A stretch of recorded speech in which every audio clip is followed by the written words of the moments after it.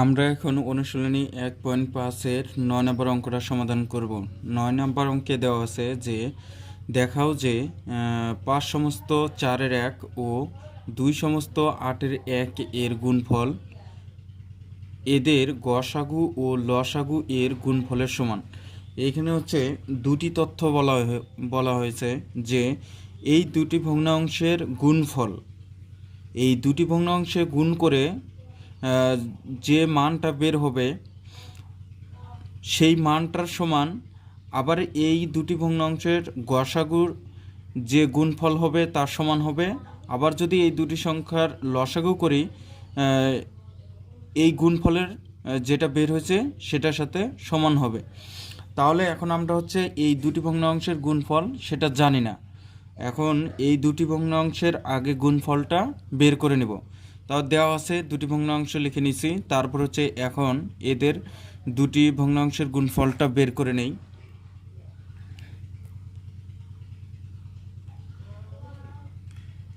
এই 5 আর হচ্ছে 4 গুণ করব, উপরেরটার সাথে যোগ করে দেব, তাহলে 4 5-এ 20 আর একে হচ্ছে 21। তো উপরে 21, নিচে হচ্ছে হর হচ্ছে 4, 4 ঠিক থাকবে, গুণ 4 দুগুণে 8 আর একে হচ্ছে 17, 4 দুগুণে 8 দুগুণে হচ্ছে 16,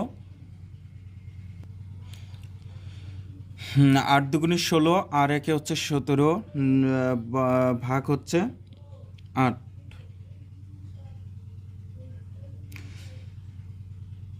দেখি কাটাকাটি করা যায় কি না।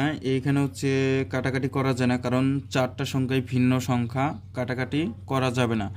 এখন হচ্ছে উপরে যেগুলো সংখ্যা আছে উপরেগুলোর সাথে উপরে গুণ করে দিব, নিচে যেগুলো আছে নিচের সাথে নিচেরগুলার গুণ করে দিব। এইখানে উপরে আছে 21 গুণন 17 আর নিচে আছে 8 গুণন 4 গুণন 8।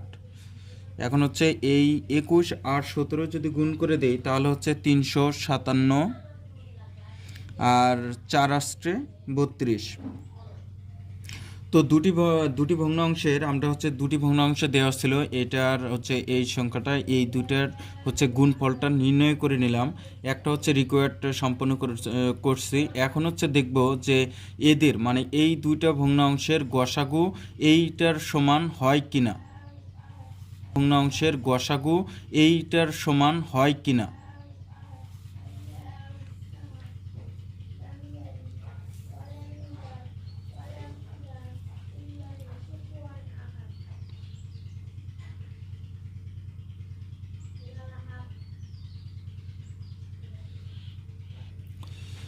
এখন হচ্ছে আমরা এই 4-এর 21 ভাগ ও 8-এর 17 অংশের এটার হচ্ছে ভগ্নাংশের হচ্ছে লসাগু নির্ণয় করব। ভগ্নাংশের লসাগু, তো আমরা হচ্ছে পূর্বে ভগ্নাংশের লসাগু কীভাবে নির্ণয় করতে হয় সেটা করে আসছি, ঠিক একই নিয়মে ভগ্নাংশের লসাগু নির্ণয় করব। তো আমরা জানি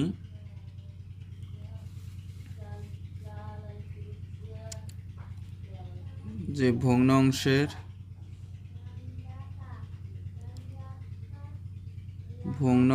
লসাগু সমান সমান লবগুলোর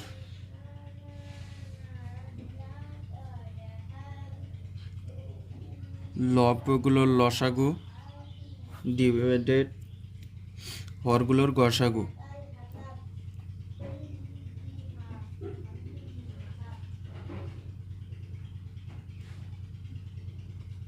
হরগুলোর গসাগু। এখন হচ্ছে লবগুলোর যদি আমরা লসাগু নির্ণয় করি, লব দেওয়া হচ্ছে 21 আর হচ্ছে 17। তো 21 আর 17 যদি লসাগু নির্ণয় করি, এটা কোনো সংখ্যার দ্বারা ভাগ করা যায় না, তাহলে হচ্ছে এই দুইটা সংখ্যা দ্বারা গুণ করলে 357 বের হবে, ডিভাইডেড। আর যদি 4 8-এর যদি গসাগু নির্ণয় করি তাহলে 2 দুগুণে 4, 4 দুগুণে 8, আবার 2 দিয়ে যায়, 2 একে 2, 2 দুগুণে 4। তাহলে হচ্ছে গসাগু নির্ণয় করার জন্য বাম পাশের সংখ্যাগুলো নিতে হবে, তাহলে 2 দুগুণে 4, তাহলে এইটা যে আমরা হচ্ছে লসাগু যেটা বের করলাম এই মানটা আর হচ্ছে গুণফলের যে মানটা বের করলাম, এই দুইটা মানটা মিল মানে সমান। এখন হচ্ছে আমরা গসাগু নির্ণয় করব। গসাগু নির্ণয় করার জন্য যে সূত্রটা আমরা জানি যে লবগুলোর গসাগু নির্ণয় করতে হবে, হরগুলোর লসাগু নির্ণয় করতে হবে। তো লব যেগুলো দেওয়া আছে হচ্ছে 21 আর হচ্ছে 17।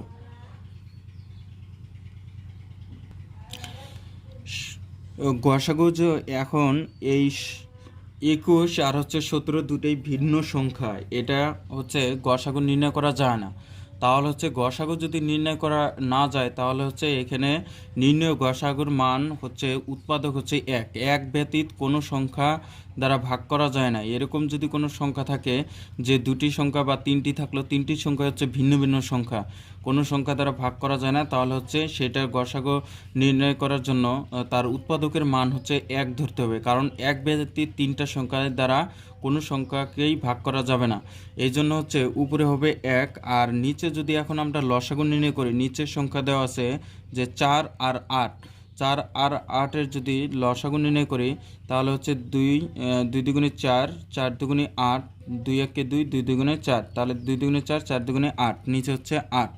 এখন হচ্ছে আমরা অঙ্কে চলে যাব, যে অঙ্ক বলা আছে যে গসাগু ও লসাগু এর গুণফলের সমান।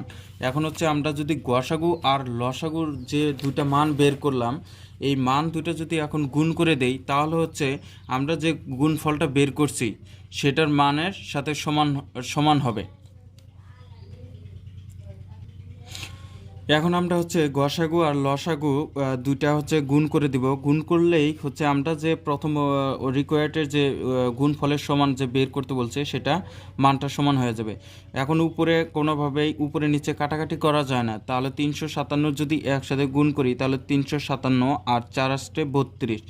এখন এই সংখ্যাটা আর হচ্ছে আমরা গুণফলের যে মানটা বের করছিলাম দুইটাই হচ্ছে সমান, তার মানে হচ্ছে এটাই হচ্ছে প্রমাণ, এটাই